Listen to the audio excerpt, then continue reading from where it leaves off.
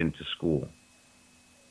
You know, you learn that all of matter, everything that you can touch, this desk right here, I'm knocking on it. This sounds like wood. It feels like wood. It looks like wood. It smells like wood. And if I bite into it, I hope it tastes like chocolate, but it won't. It's going to taste like wood. What is this wood made out of? This wood is made out of atoms, they told me in school. And then I found out, you know, and they said the atom was the smallest building block of matter. But, come to find out, it's not the smallest building block of matter. It's made out of electrons and protons and neutrons. And they've set up the atom is really it was interesting. When I started learning about the atom, I thought, oh, gee, it's kind of a microcosm of the solar system. It seems like they took their, I guess, theory of the solar system and they applied it to the atom. And so you have this nucleus around which electrons are spinning. But then they found out that the parts that make up the atom are made up of energy or light waves. And then they looked even further, and if you look up a scientist named James Gates, theoretical physicist James Gates, Gates, he found that the light waves that make up the particles that make up an atom, that those light waves are actually made up of a code that he found was very much like an HTML computer code. And what he deduced based on that was that there's a strong probability that we are living inside of some type of a simulation. Now, when I heard that, I thought, okay, so we're in some type of a computer simulation. What kind of a computer simulation? How does it work? And I don't know if I should say this. I'm going to, because I don't want to get anybody in trouble, but I'm going to say it anyway. And I'm just not going to mention any names. I have a friend that goes by the name, we'll call him Mickey. And he is a member of Skull and Bones. And he is a 32nd degree Master Mason. Now, true disclosure from me, when I was in the military, I went into the military because I wanted to get into the CIA. And in order to get into the CIA, I had to have a top secret clearance and a bachelor's degree and a language. And I had an associate's degree at the time I entered the Army, and so I specifically went into the Army to get my degree and get my language and get my clearance. And by the time the CIA recruited me and said, hey, do you want to join the CIA? I was already making $25,000 more a year than what they were offering me to move to Virginia from Miami. So I declined. And while I was in the Army, I joined the Freemasons, Prince Hall affiliated Jerusalem Lodge number 100 at MacDill Air Force Base in Tampa, Florida, because I got into the Masons because I wanted to learn the handshake. I wanted to learn the ceremonies. I wanted to learn the codes. I wanted to start getting closer to the people who are controlling your indoctrination centers and your world and your beliefs and your media and your politics and everything that you are taking for granted as the truth. So I became a third-degree Master Mason, and then I went to another duty station, and I got less involved, and I stopped going to the meetings, and it just wasn't my thing after a while. I had learned the handshake. I found out that there's really nothing to learn until you get up to 33rd degree or 32nd degree. And what I found out from some people is that there's not just 32 degrees, but there's 33 degrees, and there's not just 33 degrees, but it goes all the way up as high as 360 degrees.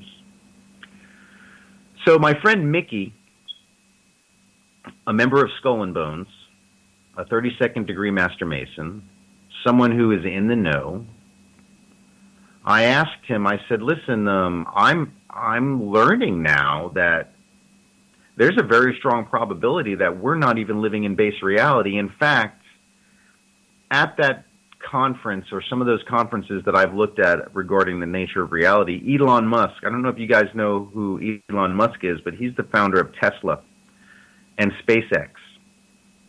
He has said in numerous interviews that there's a very strong probability, no, scratch that. His quote is, this is from Elon Musk. Here's the Elon Musk quote.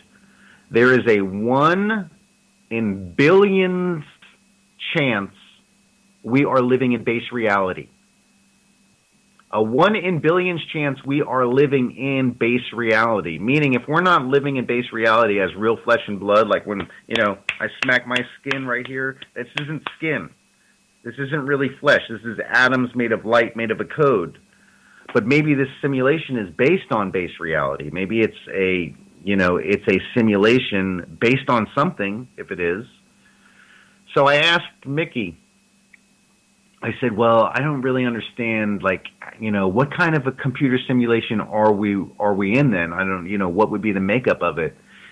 And he answered me as if he already knew the answer and he was very sure of it, and that somebody else had let him in on the information because, as a member of Skull and Bones, I mean, just think about John Kerry as a member of Skull and Bones. George W. Bush was a member of Skull and Bones. These guys learn the secrets. They know the truth about the nature of reality. Mickey told me that it's an analog computer simulation as opposed to a digital computer simulation. And what the gist of it is that with analog, there is an unlimited number of possibilities, meaning anything is possible because in analog, it's infinite as far as the way the numbers work. So the way I see that then is that if we're living in some type of an analog computer simulation, everything and anything is possible. And one of the things that I'm going to get into as the show goes on is that anything is possible if you can actually program your subconscious mind. And I was discussing this yesterday with a friend of mine, and we were talking about what makes up our reality as individuals. And that is the fact that from 0 to 7 years old, our reality is formed based on the beliefs and truths or alleged truths that are being programmed into our subconscious mind. So let me explain hypnosis to you because this is very important. And this will explain to you how you're being programmed and controlled at the basic level. How television and movies work. How school systems program you. You have your brain, and your brain houses your conscious mind and your subconscious mind. Being we're in some type of or probably in some type of a simulation, it's dictated by our subconscious belief set. So from 0 to 7, you're programmed, and you reflect out into your apparently physical reality what is programmed into your subconscious mind. Because your subconscious mind, and this is kind of proven by the double slit theory, where they found science found that as they were trying to observe electrons, that if they observed the electron, it collapsed the singularity wave, or it made the electron choose a path. But when they let the electron go and act unobserved, without any physical observation, where they just calculated the data of the behavior of the electron, it showed that without observation that it was everywhere, all places, and it was unformed as apparent physical. So what that shows is that through observation of our world around us, light waves take shape and form as apparent physical. And based on the observer, we create our physical. We create our apparent physical. And that apparent physical creation comes from our subconscious mind. So whatever gets into your subconscious mind and becomes a true belief reflects out into your reality, and the electrons respond to it, and the light waves take shape and form according to what you believe. Your brain and your subconscious is protected by your conscious mind. Your conscious mind reasons the facts that are coming into you. So, like I said, you have to understand hypnosis. Now, when you go into a state of hypnosis, and I read the book Hypnosis. There's a book out there called Hypnosis. It's a small white book, white cover. It's quick read. It's like maybe 150 pages. I suggest you read it if you want to understand the way your mind works. And here's how it works. Let's say, for instance, you go into a hypnotist's office, and he sits you in a chair, and he says, "Okay, relax. I'm gonna swing this watch back and forth, and I just want you to relax." So the purpose of that is to reseed the conscious reasoning mind and bring the subconscious mind forward for programming, unprotected. Well, this also happens when you sit down in front of a movie, or you sit down in front of the television, or you sit in a school classroom. Your conscious reasoning mind has receded at that point and is accepting the information that you're receiving from the teacher or the movie or the television show, which is how the mass media programs you. You sit down, you accept their beliefs, and it programs beliefs into your subconscious mind, and then it goes and it paints your living reality right out there in front of you. And it's all based on your subconscious. It's all based on the hypnosis that you've been going through since you were born, maybe even since you were in the womb. I mean, think about it. When you're gestating in your mother's womb, you've got her energy coming into you, and you're already forming your attachment to the physical as a living soul, or the apparent physical. And I'm not saying that you guys are wrong for believing what you're believing, but now I'm starting right here. I'm starting with this show. I'm starting with this opportunity to bring up these questions, to start asking you. I'm asking myself. I want you to really consider what your belief systems are. I want you to really consider that there are paranormal activities. There are major conspiracies that are going on all around you constantly that you're not even aware of. And I'm here to help you become aware of those. Out of what I feel is a duty, not just to myself, but to all of you as living souls. I started this as a quest for myself. I started this because I had my paradigm torn apart when I was working for the Department of Defense.